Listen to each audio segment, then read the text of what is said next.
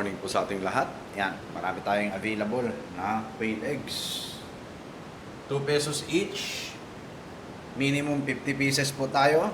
Ayan, no? So 2 pesos each na po ang ating itlog ng pugo. Alright. So doon muna tayo sa kabila, no? At ipapamassage natin si mama ngayon. Siyempre pati tayo, no? Ba, doon ko na makita ang ating forever, no? Mamassage sa atin. Joke lang. So yan po, yung mga oriental sweaters po natin, 8. Tapos si Asil Boston at saka si Golden Boy sweater andi dito, no? Ayan. Ayan. Golden Boy sweater natin. Ayan, uniforma na. Malapit niya ng kalabanin to. Itong si Asil Boston natin. At mga oriental sweaters natin. So yung nag-chat ako sa mga kasamahan ko, wala naman nagre-reply.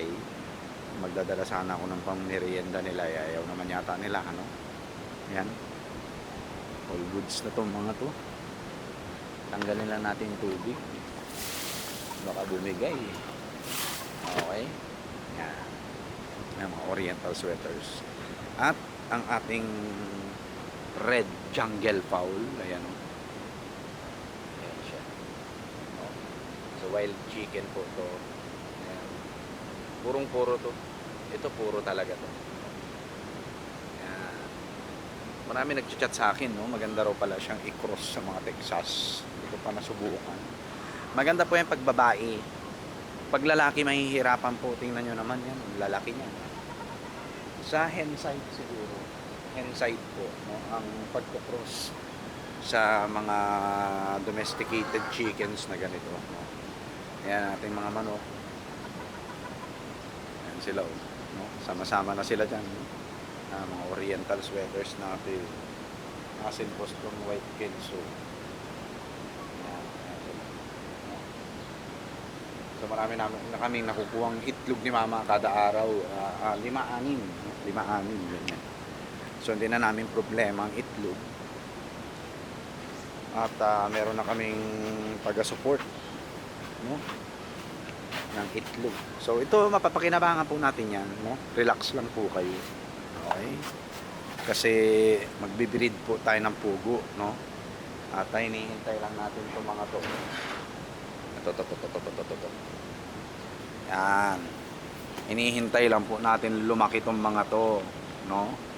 Yan. Okay? Yan sila. So, third week to fourth week ng June, magkakasta na to, tsaka mangingitlog na yung mga inahin dyan, no? Ang bilis lang ng panahon, no? Dati isisiw lang sila. Ngayon, tingnan nyo naman na yan, malapit na nilang kasing laki yung mga mature natin ng mga pugo, no? So, yan. Inihintay lang natin to para dito, no? Kakalat po natin dito sa ating tawag dito. Ito mga to, no? Yan. Right?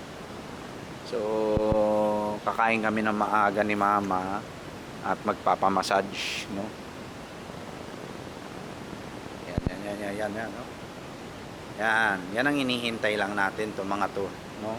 To mga sisiw po natin para makapag-start na tayo mag-breed. And then magbebenta na rin po tayo ng fertile eggs at saka day old chick at saka RTL, RTV. Ayan mga pugo natin dito. Ayan sila. Right? Uy, may itlog. Kukunin ko na yan. Kunin na natin kasi nababasagan. Sayang. Diba? Money. 2 po to, 2. Okay. Dito. Wala ba kayong itlog, mga prey? Ayan. Yan ay itsura nila dito. No? So, mas relax sila. No? Mas relax. Tayo po dito, ang ipopromote po natin, hindi lang basta kumita, no? Yung welfare din ng mga hayop na inaalagaan natin, yung mga nagbibigay sa atin ng kita, iayon din natin kahit konti, no? Yung tawag dito, yung kulungan nila, maayos na kulungan, yung kahit papaano komportable sila, and at the same time yung patuka, no? Para hindi naman sila kawawa, no? Hindi naman sila kawawa, no? Ayan po, ang ating mga itlog ng pugo, 2 pesos each. Minimum 50 pieces po. Alright? So, kakain na kami ni Mama at ipapamassage ko po siya, no? At sumasakit daw yung likod. Alright? So, yun lang po. God bless po sa ating lahat.